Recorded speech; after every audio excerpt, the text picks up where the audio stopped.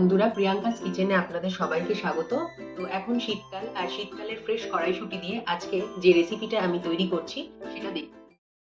কড়াইশুঁটির এই সুস্বাদু রেসিপিটা বানানোর জন্য আমি এখানে নিয়ে নিয়েছি 1 কাপ কড়াইশুঁটি, নিয়ে নিচ্ছি 1 ইঞ্চি আদা আমি ছোট ছোট করে কেটে নিয়েছি ছুলে নিয়ে, আর 5-6 কোয়া রসুন নিয়েছি, একটা কাঁচা লঙ্কা নিয়েছি, আপনারা ঝালটা নিজেদের স্বাদ অনুযায়ী দেবেন। কাঁচা লঙ্কাটা ভেঙে দিলাম। নিয়ে নিচ্ছি 2 টেবিল চামচ টক দই। এবার এই সবগুলো একসঙ্গে একটা পেস্ট তৈরি করে নেব। একটা বড় বোল নিয়ে নিয়েছি, আর এই পেস্টটা এবার আমি বোলের মধ্যে ঢেলে নিচ্ছি। এবার দিয়ে দিচ্ছি 1/2 কাপ সুজি। এবার দিয়ে দিচ্ছি একটা মাঝারি সাইজের পেঁয়াজ কুচো করা। দিয়ে দিচ্ছি গাজর, একটা এরকম সাইজের ছোট গাজর নিয়েছি, ওটা দিয়েছি।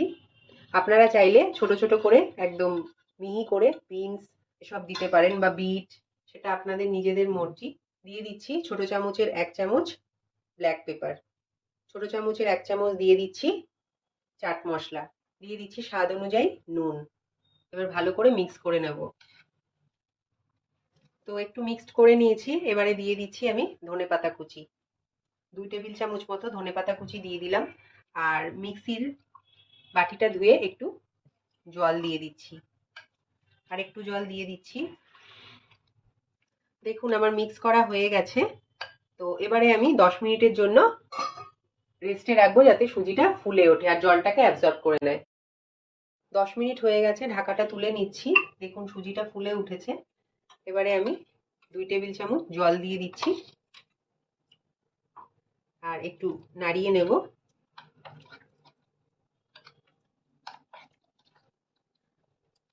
আরো 1 টেবিল চামচ জল দিয়ে দিলাম। খুব পাতলাও হবে না, আবার একদম শক্ত গাঢ়ও হবে না, এরকম হবে ব্যাটারটা।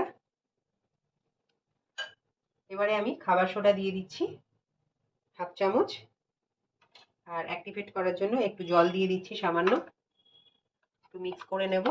এবার আর খুব বেশি মিক্স করার দরকার নেই, এবারে আমায় ঝটপট রেসিপিটা বানাতে হবে। খাবার সোডা দেওয়ার পর কিন্তু বেশিক্ষণ ফেলে রাখা যাবে না। তো এবারে আমি রেসিপিটা তৈরি করে নেব। একটা কড়া বসিয়ে নিয়েছি, আর দিয়ে দিচ্ছি তেল। আর ব্রাশ করে নেব আমি। দিয়ে দিচ্ছি 2 হাতা ব্যাটার, আপনারা কিন্তু তেলের জায়গায় ঘি বা মাখনও ব্যবহার করতে পারেন। এটাকে আমি গোল মতো করে দেব। তো এবারে আমি ঢাকা দিয়ে দেব দিচ্ছি 2 মিনিটের জন্য।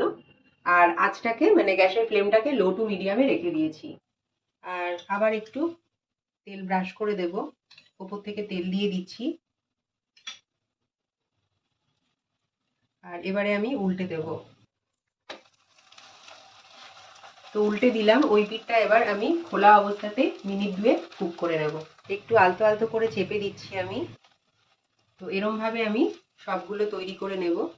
তো বন্ধুরা, তৈরি হয়ে গেছে আমার আজকের গরম গরম কড়াইশুঁটির চিলা। খুবই সুস্বাদু হয় খেতে, বাড়িতে আমার মতো করে একবার বানিয়ে নেবেন। যদি ভালো লাগে তাহলে অবশ্যই আমাকে একটা লাইক করতে ভুলবেন না, আর সাবস্ক্রাইব করে আমার পাশে থাকতেও ভুলবেন না। তাহলে দেখা হচ্ছে নেক্সট ভিডিওতে। আপনারা ভালো থাকুন, সুস্থ থাকুন, নমস্কার।